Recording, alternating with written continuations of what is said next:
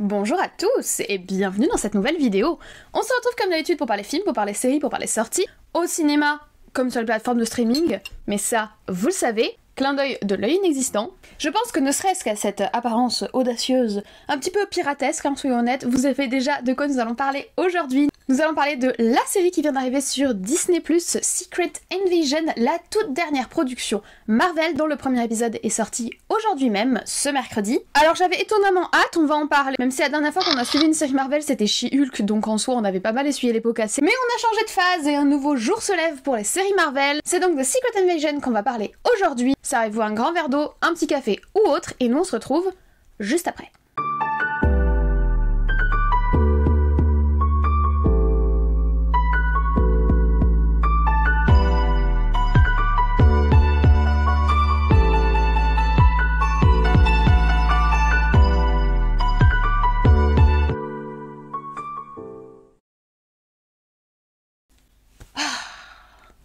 Je sais pas comment on fait Fury, c'est très désagréable. Après j'imagine que quand on a qu'un seul œil, c'est moins relou. Alors, Secret Invasion, c'est donc la toute nouvelle série Marvel qui fait suite à la série She-Hulk, même s'ils ne font pas partie de la même phase. She-Hulk, c'était encore la phase 4 du MCU. Depuis, nous sommes passés dans la phase 5, et la première série de cette phase 5, c'est cette toute nouvelle sortie de ce mercredi, Secret Invasion, qui va mettre à l'affiche et qui va ramener sur le devant de la scène Fury, que nous avons un petit peu laissé de côté lors des derniers films et des dernières séries Marvel, et je dois l'avouer, ça me fait plutôt plaisir de retrouver Samuel L. Jackson dans son rôle. La première saison devrait compter 6 épisodes d'environ 50 minutes chacun, même si j'ai pas pu trouver d'informations exactes sur la durée. Pour le moment, on part sur 50 minutes. La sortie des épisodes débute ce mercredi 21 juin et devrait donc se poursuivre durant tout le début de l'été. Et l'histoire qu'elle va nous raconter sera basée sur le comics du même nom, donc Secret Invasion, qui est sorti en 2008. Rentrons directement dans le vif du sujet. Moi j'attendais cette série parce que déjà Fury fait partie des personnages Marvel que j'apprécie le plus et je suis franchement contente de le retrouver. J'aime bien tout ce qui tourne autour des Skrulls, je trouve que pour le coup ce sont des personnages plutôt originaux de l'univers Marvel tel qu'il a été mis à l'image pour le Marvel Cinematic Universe. Je connais pas les comics comme vous le savez. J'essaye de penser à chaque fois à faire le petit avertissement. Si vous ne suivez pas la chaîne habituellement, je ne suis pas une lectrice des comics, je ne connais Marvel, DC et tous les autres qu'à travers leurs adaptations cinématographiques, et je trouve que ça, nos adaptations cinématographiques, les Skrulls sont des personnages plutôt intéressants et qui sont restés très mystérieux malgré le film autour de Captain Marvel où on était un petit peu plus revenu sur eux. C'est encore aujourd'hui un peuple de l'univers Marvel qu'on connaît peu et je trouve que c'est plutôt plaisant de les retrouver dans cette série. Après, ceci étant dit, c'est vrai que mes dernières expériences Marvel ne m'ont pas donné très foi en la cause, soyons honnêtes. Je perds petit à petit l'envie de découvrir des univers Marvel, de découvrir particulièrement le MCU, puisque les dernières productions m'ont quand même beaucoup refroidi. Alors en soi on avait très bien débuté la phase 4, notamment avec la série WandaVision que j'avais adorée, d'autres séries qui étaient plus lambda mais sympathiques comme Falcon and the Winter Soldier. J'avais beaucoup aimé Loki, mais ça c'est principalement pour le personnage de Loki joué par Tom Hiddleston. En soi, c'est vrai que quand j'y repense, les séries que j'ai vraiment appréciées dans l'univers Marvel, ce sont des séries qui mettaient en scène des héros que je connaissais déjà par les films et que j'ai appris à mieux connaître et à voir évoluer dans leurs séries. Sauf dans la série Hawkeye que j'ai pas citée parce que je l'ai trouvée vraiment très inintéressante et j'ai pas du tout accroché à l'intrigue, et donc la série Miss Marvel qu'il faut que je rattrape et que je n'ai pas encore vue. Je vais vraiment devoir la voir pour le film The Marvels. C'est pour ça que même avant de découvrir le premier épisode, j'avais un avis plutôt positif par rapport à cette série Fury, puisque j'aime déjà le personnage Fury et que c'était un plaisir pour moi de le revoir à l'écran. Alors concernant ce premier épisode, je commence par le générique. Je le trouve très sympathique mais très lambda, ce qui est un peu triste, j'aurais aimé qu'il ait un petit peu plus de caractère. Le vert qui est choisi est un vert assez élégant, j'avais peur que ce soit un vert trop She-Hulk qui m'aurait ramené vers des traumas, mais non, je trouve que les dégradés de vert qui sont choisis, qui correspondent aux dégradés de vert des Skrulls, est plutôt cool. Pour le générique, ils ont fait un choix, alors certes c'est pas particulièrement original, mais ils ont fait un choix d'une espèce de peinture qui évolue, qui bouge un petit peu. C'est assez beau à voir. Maintenant, honnêtement, je trouve pas que le générique soit mémorable et surtout, j'ai pas envie de me le retaper à chaque fois. Il est plutôt lent, même si la musique est mystérieuse, orchestrale, etc. Je la trouve pas percutante non plus. Et le style qui a été choisi pour les dessins est intéressant, c'est un style un petit peu... Il y a un petit côté un petit peu totalitaire, un petit peu guerre froide que je trouve sympathique au niveau des symboliques, mais j'ai pas envie de revoir le générique. Une fois que je l'ai eu fini, je me suis pas dit « Oh yes, ça envoie du pâté », je me suis dit que c'était sympathique, bien fait, voilà, c'est maîtrisé, mais c'est pas transcendant. Il semble correspondre, de ce que j'en sais pour le moment, à l'histoire que va nous raconter la série, mais je trouve pas qu'il envoie du bois. Donc de ce côté-là, pour le générique, on est sur quelque chose d'assez classique et d'assez cliché. Si on rentre dans le vif de l'épisode, j'ai trouvé que l'épisode était plutôt bien filmé, ce qui fait plaisir plaisir, surtout au niveau de la gestion des lumières, de la luminosité, de la comment elle est gérée, avec des espèces d'ombres, des néons, différentes couleurs. Je trouve que l'image en fait parle beaucoup, et l'image communique beaucoup, que ce soit au niveau de l'ambiance, d'une manière générale avec les Skrulls, on va forcément avoir une ambiance où on va suspecter un petit peu tout le monde, jamais savoir à quoi s'en tenir, jamais savoir si on a affaire à un alien métamorphe ou à une vraie personne, jamais savoir si c'est le vrai héros, le faux, etc. Et on sent vraiment qu'ils vont jouer là-dessus, et on sent que la photographie a envie de jouer là-dessus, et je trouve ça très très cool. Mais sinon j'ai trouvé que c'était bien filmé, et c'est vrai que ça fait plaisir, parce que pour She-Hulk, déjà dans la réalisation, déjà dans la façon dont les plans étaient construits, on était sur des choses extrêmement clichés et pas particulièrement soignées. Pareil pour Falcon and the Winter Soldier, la série et l'histoire étaient pas inutiles, mais c'est vrai qu'au niveau visuel c'était extrêmement cliché et pas ultra soigné au niveau des détails. Bon, évidemment, ce qui n'était pas le cas pour Wanda, qui était vraiment une très très bonne série, et Loki, on a aussi un soin des détails qui est apporté, et c'est cool que cette série-là, Secret Invasion, semble visuellement s'inscrire dans cette lignée. Là, on a un soin du détail, une volonté de vraiment faire quelque chose de beau, et je trouve que ça fait plaisir. De plus, au niveau des effets spéciaux, on s'en sort aussi très très bien. J'avais peur qu'ils prennent quelque chose d'un peu plus grotesque autour des Skrulls, sachant qu'on les a déjà vus à l'écran et qu'on a déjà vu les transformations Skrulls, notamment dans Captain Marvel, comme je vous l'ai dit.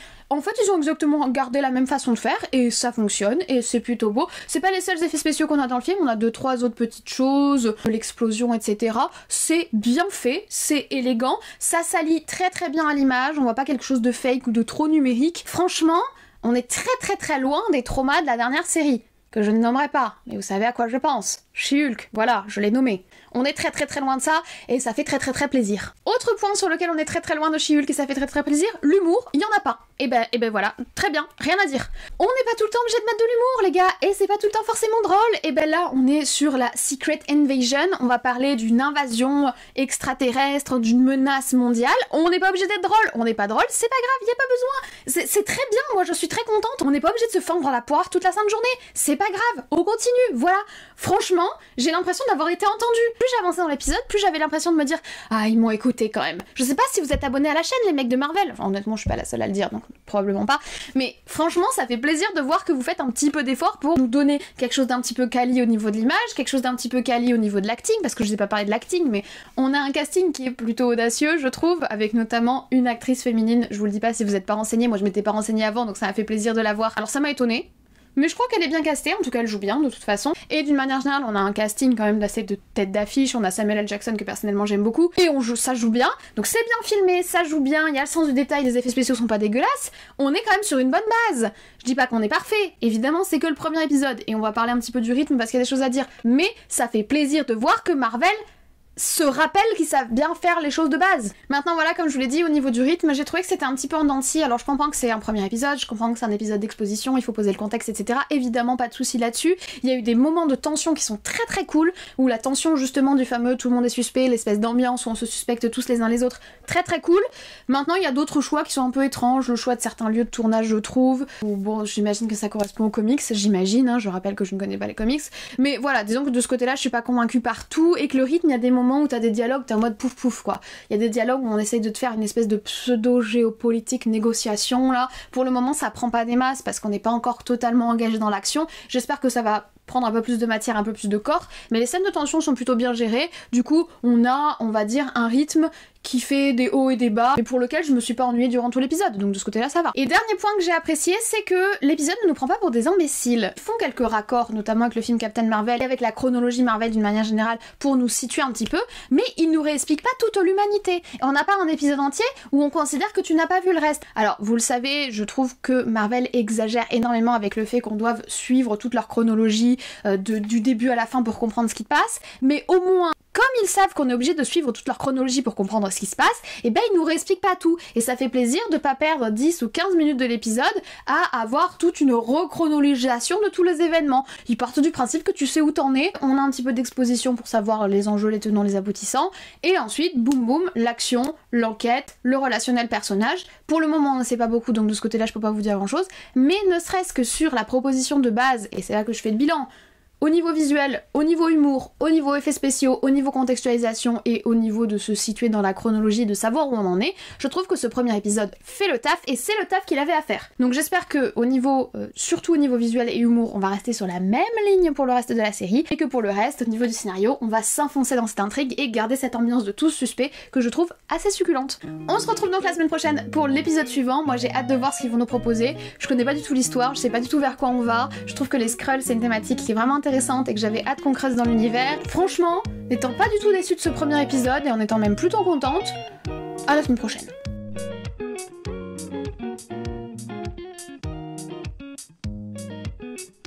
Bon, ceci est une très courte vidéo, je pense qu'elle durera 5-6 minutes max.